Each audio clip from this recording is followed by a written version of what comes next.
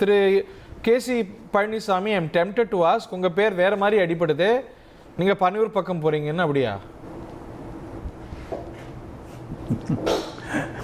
சொல்றேன், போகும்போது உங்களுக்கு சொல்றேன். மறுக்கல பார்த்தீங்களா? போகும்போது சொல்றேங்கிறார். அதாவது போக போக தெரியும். திமுகவுக்கு எதிராக துவக்கப்பட்டது அதிமுக. புரட்சி தலைவர் எம்ஜிஆர் வழியில் வந்தவர்கள் நிச்சயமாக திமுகவுக்கு எதிர் நிலைப்பாட்டில் தான் இருப்பாங்க. திரு எடப்பாடி பழனிசாமி அவர்கள் தேர்தல் முடிவுகளுக்கு பிறகு, தேர்தலுக்கு முன்பு ஒருங்கிணைக்க வேண்டும் என்று சொன்ன பொழுது அதுல தவறவிட்டார், ஆட்சியை பறி கொடுத்தார். தேர்தலுக்கு பிறகு தான் முதலமைச்சராக வேண்டும் என்பதற்காக இப்ப சமீபத்தில் கூட திரு காதர் மொய்தீன் அவர்கள் நிறைய ஊடகங்கள்ல பேட்டி கொடுத்திருப்பார். உறுதியாக அவர் ஆதாரபூர்வமாக கருத்துக்களை வைக்கிறார். எடப்பாடி பழனிசாமியை முதலமைச்சராக ஆதரிக்க வேண்டும் என்று ஸ்டாலின் என்னிடத்திலே சொன்னார் என்று காதர் மொய்தீன் பேட்டி கொடுத்திருக்கிறார். அப்ப அதிமுக என்பது திமுக எதிர்ப்பிலேயே வளர்ந்த ஒரு கட்சி. புரட்சி தலைவர் எம்ஜிஆர் வழி வந்த யாரும் திமுகவோடு இணைந்து பயணிப்பதை விரும்ப மாட்டாங்க. இதே ஒரு சூழ்நிலை ஜெயலலிதா அம்மாவுக்கு வந்தது. திரு ரஜினிகாந்த் அவர்கள் அரசியலுக்கு வருகிறார் என்று 96 ஏற்பட்ட அந்த தாக்கம், ரஜினிகாந்த் அன்றைய திமுக தமாகவுக்கு கொடுத்த ஆதரவு, அதனால அதிமுக பாதிக்கப்பட்ட அந்த காலகட்டங்களில் கூட திமுக அதிமுக சேர்ந்து ரஜினிகாந்தை எதிர்க்கலாம் என்று 94, 95 பேசப்பட்டது. ஆனா ஜெயலலிதா அம்மா அதை மறுத்துவிட்டு ரஜினிகாந்த் அவர்களையும் அரசியல்ல ஒதுக்கிட்டு திமுகவையும் வென்று 2001 ஆட்சியை பிடித்தார். அப்ப அது போன்ற ஒரு நிலைப்பாட்டை திரு எடப்பாடி பழனிசாமி அவர்கள் அந்த கட்டத்துல ரஜினிகாந்த் அரசியலுக்கு வரல. இங்க விஜய் வந்து பரிமளிச்சிட்டார், ஒரு ஃபோர்ஸா அவர் ஸ்டே பண்ணிட்டார். அப்படிங்கும் போது இன்னைக்கு தாவேகா எதிர்ப்பும் காலத்தின் தேவை அதிமுகவுக்கு இல்லையா? எப்படி அதிமுக தன்னை டிஃபைன் பண்ணிக்கணும், தன்னுடைய ஸ்பேஸ் எப்படி டிஃபைன் பண்ணிக்க முடியும்? நமக்கு ஒரு தேர்தல்ல பதவி கிடைக்கணும் என்பதை விட ஒரு கட்சி என்பது நீண்ட நாளைக்கு வலிமையோடு இருக்க வேண்டும். நம்பி இருக்கிற தொண்டர்கள் எதிர்பார்ப்புகளை பூர்த்தி செய்ய வேண்டும், மக்களது நம்பிக்கையை பெற வேண்டும். அப்ப திமுகவையும் எதிர்த்து தாவேகா அதிக இடங்களை பெற்றிருந்தால் அதை விட அதிக இடங்களை அடுத்த தேர்தலில் நாம் எப்படி கைப்பற்றுவது என்று வியூகம் வகுத்து செயல்பட்டிருக்க வேண்டுமே ஒழிய ஒரு ஷார்ட்கட், ஒரு குறுக்கு வழியில ஆட்சி அமைப்பதற்கு, அது திமுக ஆதரவோடு ஆட்சி அமைப்பதற்கு வேணா இப்படி கூட செய்திருக்கலாம். தாவேகா கூட இணைந்து அது பேசப்பட்டது. தாவேகாவுக்கு 107 பேர் தான் இருக்காங்க, அதிமுக 47 பேர் இருக்காங்க. தாவேகாவும் அதிமுகவும் சேர்ந்து கூட ஆட்சி அமைத்திருக்கலாம். ஒரு ப்ரீபோல் அலையன்ஸ் தாவேகாவோட உறுதி பண்ணிருக்கலாம். அதற்கு ஏதுவாக இருந்தது. அது ஒரு ஆப்ஷன் கருதுறீங்களா? அத ஏன் திரு எடப்பாடி பழனிசாமி செய்யல? ஏன்னா தேர்தலுக்கு முன்பே தாவேகா கூட கூட்டணி பேசப்பட்டது.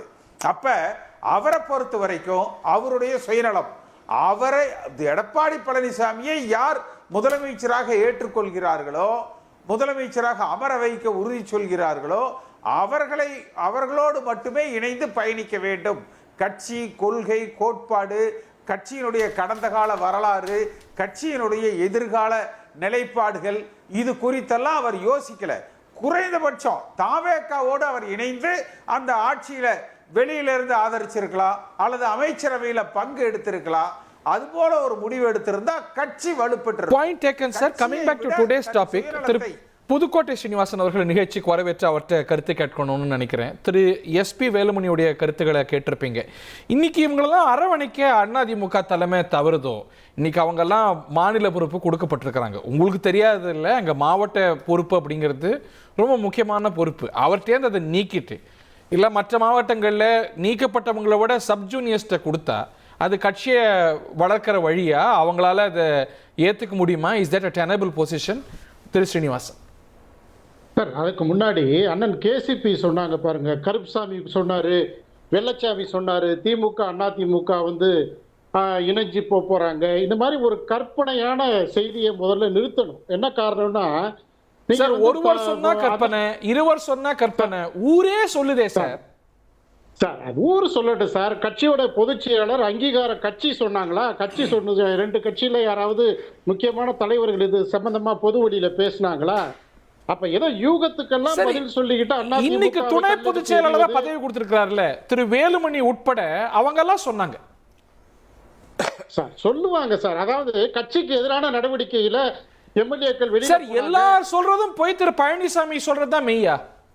காதர் மொய்தீன் சொல்றார், திருமாவளவன் சொல்றார், வைகோ சொல்றார், எல்லாரும் சொல்றாங்க சார். கட்சியில் இருக்கிறவங்க சொல்றாங்க. பொதுச் செயலாளர் 1.5 கோடி தொண்டர் நம்பி இருக்கிற கட்சியும் கட்சியோட பொதுச் செயலாளர் தான் சார் உண்மையான செய்தி. நீங்க வந்து போறவங்க வர்றவங்க சொல்றதெல்லாம் கேட்டுட்டு கட்சிக்கு எதிராக நடவடிக்கை எடுக்க எதுக்கு வெளியில போனாங்க? எம்எல்ஏக்களை கூட்டிட்டு வெளியில போனாங்க. அண்ணன் கேசிபி கேட்கிறாரு, அவருக்கு ஒரு பதில் சொல்றேன். நீங்க தாவேக்காவுடைய நடத்தை எப்படி இருந்தது? அந்த தேர்தல் முடிஞ்ச உடனே எம்எல்ஏக்கள்லாம் போய் முதலமைச்சர் தாவேக்காவோட தலைவர் அதிமுகவுக்கு எதிராக பேசுறவங்க வீட்டுக்கெல்லாம் போனாரு. ஐயா எடப்பாடியை கட்சி சந்திச்சு ஆதரவு கேட்டாரா? ஒரு சுயமரியாதையை இழந்து எதுக்கு சார் வெள்ளை வேட்டி வெள்ளச்சட்டை போட்டு பொது சேவைன்னு பொதுவெளிக்கு வர்றீங்க? அப்ப சுயமரியாதையை இழந்து ஒரு கட்சியில போய் நீங்க அந்த மாதிரி பதவி சுகத்தை வெட்கமா இல்லையா உங்களுக்கு? அண்ணா திமுகவுடைய தொண்டன் வந்து பதவி இல்லைன்னாலும் மக்கள் ஏன் சார் எதிர்கட்சியில நீங்க வேலை செய்ய மாட்டீங்களா? 96ல அண்ணா திமுகவுடைய நிலை என்ன? எத்தனை சட்டமன்ற உறுப்பினர் இருந்தாங்க? அப்ப இன்னைக்கு 47 எடுத்து இன்றைக்கு வந்து 41க்கு கிட்டத்தட்ட நழுவி சொந்த கட்சியை வெட்டி வீழ்த்தணும்னு நினைக்கிற இந்த துரோகிகளை வந்து நீங்க பதவி கொடுத்து மேற்கொண்டு அழகு பார்க்கிறதா கட்சியோட நிலைமை? எந்த தொண்டை சார்புகளை ஏத்துக்கிட்டான்? நீங்க வேலுமணி ஐயா வெளியில போனாரு, போயிட்டு வந்தாரு, மறுபடியும் வந்தாரு. அதே கோயம்புத்தூர்ல துரோகின்னு குரல் கேட்டுச்சா இல்லையா? இந்த தந்தி டிவியில நம்ம பார்த்தோமா இல்லையா? அப்ப தொண்டர்கள் ஒத்துக்கொள்ளாத தன்னுடைய சுகத்திற்கும் பதவிக்கும் அலங்காரத்துக்கும் இன்னைக்கு வந்து கட்சியை வந்து சோதனை காலங்களில் வெட்டி வீசிட்டு நான் கேட்கிறேன், கட்சி வந்து உங்களை விட்டு கொடுத்துதா? உங்க மேல வழக்குகள் போட்டாங்களே, எத்தனை ஊழல் வழக்குகள் போட்டாங்க? அப்ப கட்சி சட்ட ரீதியா அணுகுனிச்சா இல்லையா? கட்சி பொதுவெளியில வந்து உங்க மேல பொய் வழக்கு போட்டிருக்காங்கன்னு குரல் கொடுத்தா இல்லையா? அப்ப புரட்சி தலைவர் எம்ஜிஆர், புரட்சி தலைவி அம்மாவை வச்சு இன்னைக்கு எல்லாம் அலங்காரம் பண்ணி எல்லாம் அனுபவிச்சுட்டு எந்த தொண்டனுக்கு நீங்க சம்பாதிச்சதை கொடுத்திருக்கீங்க? சம்பளத்தை கொடுத்திருக்கீங்களா? சலுகையை கொடுத்திருக்கீங்களா? எல்லாத்தையும் தொண்டர்களை முச்சோடு வெட்டி வீசிட்டு ஒரு மாவட்டத்தில் 6 தொகுதி இன்னும் 5 தொகுதியை காலி பண்ணிட்டு தான் மட்டும் ஜெயிக்கணும்னு நினைக்கிற இந்த புல்லறிவிகளை வச்சுக்கிட்டு கேசி பழனிசாமி பதில் சொல்லுங்க. நான் மற்றவர்கிட்டையும் டிபேட்டை விரிவுபடுத்தணும்னு நினைக்கிறேன். திரு கேசிபி சுருக்குமா. அதாவது எடப்பாடி பழனிசாமி இன்றைக்கு வரைக்கும் பொது வெளியில இதை மறுக்கல. எல்லா அரசியல் கட்சி தலைவர்களும் திருமாவளவன் உள்பட, காதர் மொஹிதீன் உள்பட, அதாவது எல்லா கம்யூனிஸ்ட் கட்சிகள் உள்பட எடப்பாடி பழனிசாமியோடு பயணித்த சட்டமன்ற உறுப்பினர்கள் உள்பட இத பொது வெளியில சொன்னாங்க. இன்றைக்கு வரைக்கும் இப்ப புதுக்கோட்டை சீனிவாசனுக்கு இருக்கிற நேர்மை எடப்பாடி பழனிசாமிக்கு ஏன் இல்லை? பொது வெளியில் நான் இதை மறுக்கிறேன், இது போல நடக்கல. ஏன்னா ஆதாரப்பூர்வமாக திரு உதயநிதி அவர்களை எடப்பாடி பழனிசாமி சந்தித்து பேசிய ஆதாரங்கள் இருக்கு பொது வெளியில. அப்ப இதை ஆதாரமா புதுக்கோட்டை சீனிவாசனுடைய உதயநிதி சந்திப்பு எடப்பாடி பழனிசாமி இந்த நிமிடம் வரை எந்த ஒரு தொலைக்காட்சிகளுக்கு குறைந்தபட்சம் என்ன ஆதாரம் யாருமே பார்க்கலையே, செய்தி கூட தரல. என்ன ஆதாரம் சார்? ஒரு பத்திரிகை செய்தியாக கூட அவர் வந்து ஒரு செய்தி குறிப்பு கூட அனுப்பல. இல்ல இது போன்ற முயற்சி நடைபெறல அவர் சொல்லவே இல்லையே.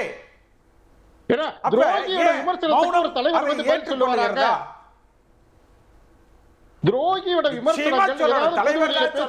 துரோகி மட்டும் இல்ல சார், இன்னைக்கு இந்த நாட்டுல கம்யூனிஸ்ட் கட்சிகளுக்கு நம்ம மேல நிறைய விமர்சனம் வைக்கலாம். அவங்க போய் சொல்லுவாங்களா? காதர் மொஹிதீன் நாட்டு மூத்த தலைவர், அவர் போய் சொல்றாருங்களா? சொல்றாங்க சர்வ கட்சி தலைவர்கள் போய் சார். நீங்க யாரும் ரோட்ல போறவங்க அல்ல, இருங்க சார். அனைத்து கட்சியுடைய தலைவர்கள் சொல்றாங்க, அவரோடு பயணிக்கிற சட்டமன்ற உறுப்பினர்கள் சொல்றாங்க, அவருக்கு வேலுமணியை சிவி சண்முகம் சொல்றாங்க. பொது வழியில அவரை மறுக்க சொல்லுங்க. இருங்க சார், நீங்க என்ன சார் பேசுறீங்க? நீங்க பாஜக நேத்து வரையும் பாஜக இருந்த பாஜக வேற, அண்ணாமலை வேற, திமுக கூட்டணியில் இருந்த கூட்டணிகள் வேற, திமுக வேற. இன்னைக்கு தாவேகாவோட நிக்கிறாங்க. இவங்க சொல்றத உண்மைன்னு நினைச்சிட்டு கட்சியுடைய பொதுச் செயலாளர் இல்ல சார், இத்தனை அவதூறும் பொய்யும் சொன்னவங்களையே மீண்டும் எடுத்துக்கிட்டாரு. ஏன் துணை பொதுச் செயலாளர் உள்ளிட்ட பதவிகளை கொடுத்தாரு? அவருக்கு சார் அவதூறு அள்ளி வீசுறாங்க சார், அவதூறு அள்ளி வீசுறாங்க. எந்த தொண்டர் கட்சி மேல பழி வச்சா, எந்த தொண்டர் இதை நம்பணும்? தொண்டர்களுக்கு அவர் தெளிவுபடுத்தணும் இல்ல, தொண்டர்களுக்கு அவர் தெளிவுபடுத்தணும் இல்ல, இது போல நடக்கல சார். பாதரசத்தின் மீது எதுவுமே ஒட்டாது சார். நாளைக்கு சொல்லுவாரா? பாதரசத்தின் மீது சார், பாதரசத்தின் மீது என்னைக்கு சொல்லுவார் சொல்லுங்க. அதிமுக களங்கம் இல்லாத கட்சி சார். பாதரசத்தின் மீது எந்த இது ஒட்டாது. நீங்க வந்து அவதூறுகளையும் பொய்யையும் அள்ளி வீசினா அதுக்கு கட்சி வந்து பதில் சொல்லிக்கிட்டு இருக்கணுங்கிற அவசியம் இல்ல. கட்சி நேர்மையா போயிட்டு இருக்குது. எடப்பாடி சொல்லுவாங்க இது மாதிரி பல விஷயம். ஏன் எடப்பாடி பழனிசாமி மகன் பொதுச் செயலாளர் ஆகிறாருன்னு போது அப்படி இல்லைன்னு பொது வெளியில பேசினார்ல. எடப்பாடி பழனிசாமி மகன் பொதுச் செயலாளர் ஆகிறாரு, அரசியலுக்கு வர்றாருன்னு போது மறுத்து சொன்னார்ல. அது மட்டும் ஒரு பொதுச் செயலாளர் சொல்லலாமா? ஏன் அப்ப இத மறுக்கல? இனி செல்லும் இடமெல்லாம் செய்தி. தந்தி டிவியின் வாட்ஸ்அப் சேனலை ஃபாலோ பண்ணினா செல்ல இருக்கும் இடமெல்லாம் செய்தி. இதோ QR கோட் இப்பவே ஸ்கேன் பண்ணுங்க, ஃபாலோ பண்ணுங்க.